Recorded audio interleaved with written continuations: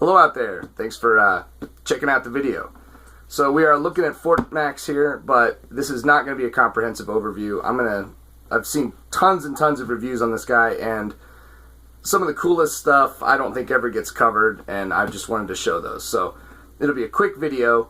If you do want a comprehensive review of Fort Max, click over here, and you'll be watching XV from Radio Free Cybertron's excellent review. He covers a lot of stuff in it. It's very well shot. Yeah, excellent review. So, check that one out if you want a good comprehensive all-in-one review. Over here, this guy comes with a sticker sheet, and there's a video that I found very useful, at least. Maybe you will too. It not only shows sort of where they go on the bot, but he kind of talks about some of the issues with the sticker sheet itself, which I'm so glad that I watched before I put the stickers on, because it saved me a lot of headaches. So yeah, I would recommend checking that out. Anyway, gonna be a short video. We'll get right to it. Should you be interested in my general thoughts on this guy in Metroplex, stay tuned to after the rest of the video, and I'll have a few quick thoughts on him. So anyway, let's go check out Fort Max. Top of the list for me is that nobody would open the legs and actually show you what's inside. They just talked about it. So here we go. Boom, mystery solved. It's the same molding as Metroplex. Just doesn't have the sticker detail. Lots of nice molded detail though. Let's reverse angle, so you can see that the view screens from Metroplex are still completely intact. Just nothing to bring it out. But man, does it look awesome in there. Another thing that I didn't see anywhere except on the boards is that this piece, which clips onto his leg, if you take out the little black gun from inside his translucent blue shoulder pod, it plugs right on the top, and it forms a little tank that Spike can drive around in. Seems very intentional, but not mentioned in the instructions. The other thing I think is cool is that this piece that makes up the bottom part of his gun pod, this is the shoulder gun from Metroplex. They have just fabricated this top piece to match up with it and then glued it together. But this is exactly the same as the piece on Metroplex. And here you can see that comparison side by side with the actual Metroplex piece. It is identical. This next trick I learned from XV of the Radio Free Cybertron podcast. Now, I'm going to show you this attached to the body later, but first I just wanted to show you up close where the switch is that I'm talking about. Now, imagine that this is attached to the body, and what you do is flip down his visor, and right here, let me get some light in there, right here is a little slot, and there's a little electronic trigger in there. What you do is, with a screwdriver or something, you trigger it quickly twice, like this.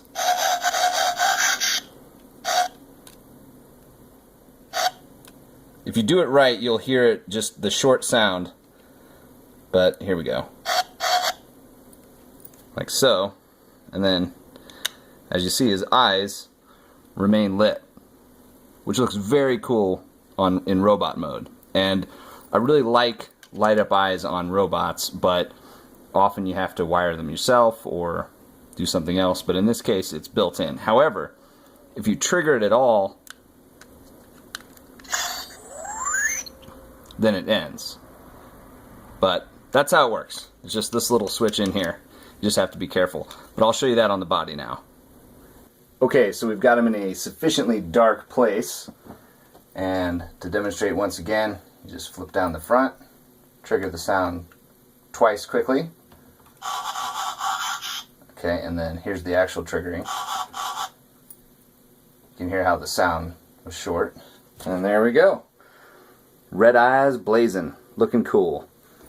Another cool parts reuse is the runway that's on the back of his arm, detached it to make things a lot easier, is literally this same piece from Metroplex.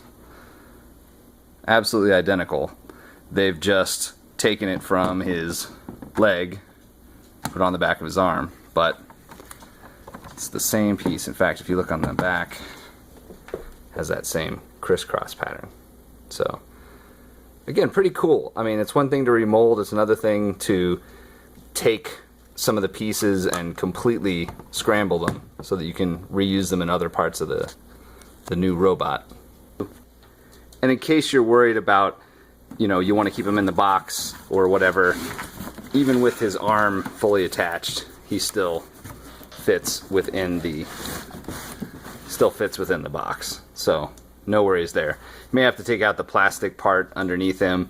I think you can actually leave the cardboard that protects his head. That's probably a better idea than just leaving him like this. But anyway, for what it's worth, he will fit right back into the box even with his arm attached. Okay, time for some general thoughts here.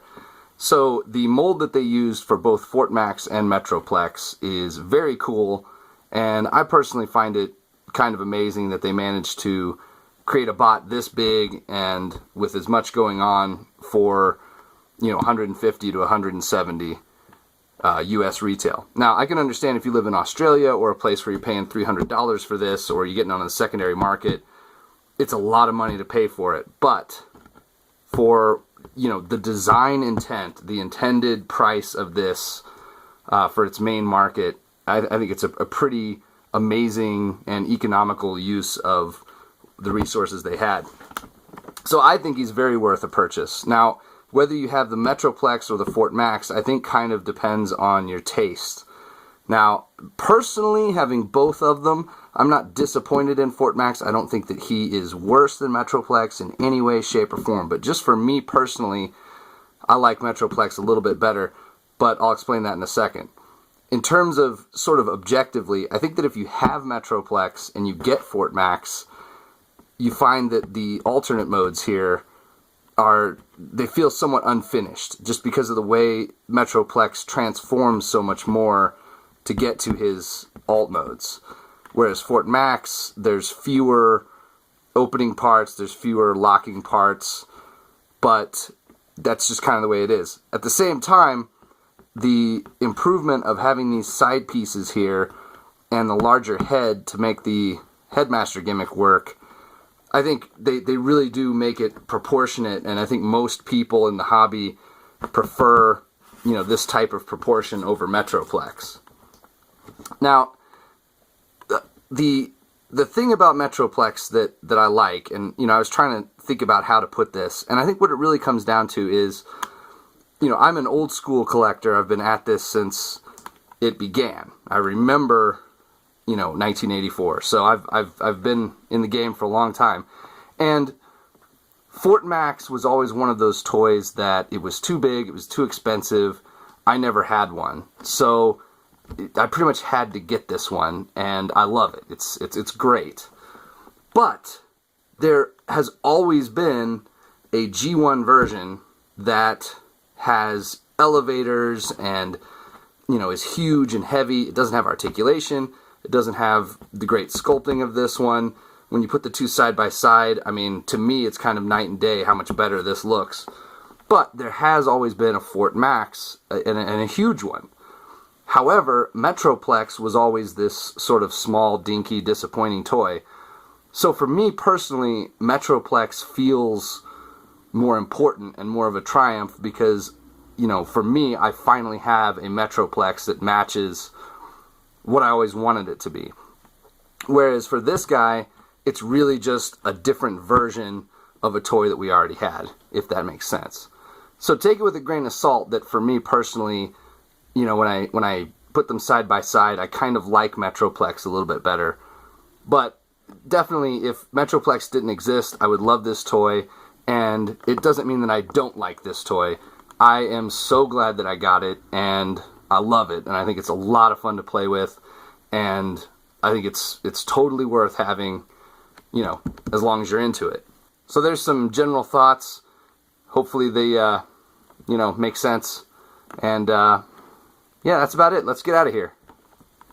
So there we are, my quick look at Titan's Return Fortress Maximus. I hope you enjoyed. Thank you so much for watching. Hope you found something useful here. Take care until next time.